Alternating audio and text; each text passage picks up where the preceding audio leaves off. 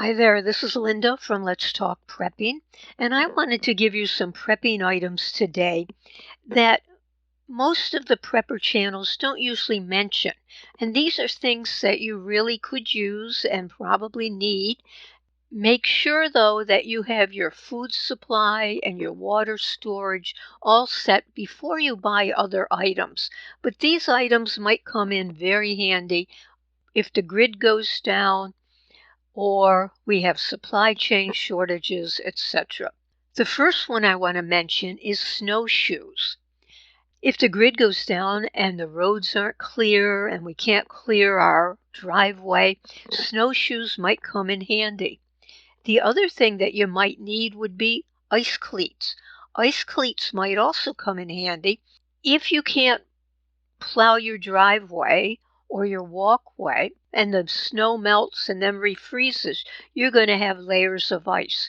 And if you don't have salt because you can't get out and you didn't store enough, ice cleats might come in very handy. Another thing you don't hear too many people talking about is mosquito repellent. So you need to have some kind of mosquito repellent and bug repellent. And the other thing you need is rodent control. You're going to need mouse traps, ant traps, rat traps, various things like that. You're not going to be able to run out and get wasp spray. So maybe even a fly swatter would be good. And again, I don't usually hear too many preppers talking about dental supplies. You can buy dental kits and dental supplies, and you might want to think about that. The next thing, if the grid is down, you're going to need a smoke detector, especially if you're heating your home by wood, and you're going to need a carbon monoxide detector. But you need battery-operated ones because most of the new ones are in the electrical system of the house, and if the electric's down, they're not going to be working. And of course, if the electric's down, you're going to need some way to wash your clothes. So you're going to need maybe a washboard and a wash tub, or you can get a plunger and a couple 5-gallon buckets and do that.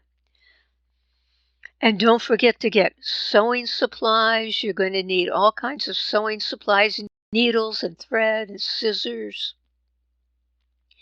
And then don't forget something like safety glasses. You definitely need safety glasses if you're going to be out cutting wood and walking through the forest looking for game or whatever. You're going to need safety glasses. The other thing you might need would be knee pads. A lot of people wear knee pads to kneel down, so don't forget a pair of knee pads. And then, of course, shoelaces. You always need shoelaces, so don't forget to get some shoelaces. And then a bicycle repair kit, the bicycle tire repair kit.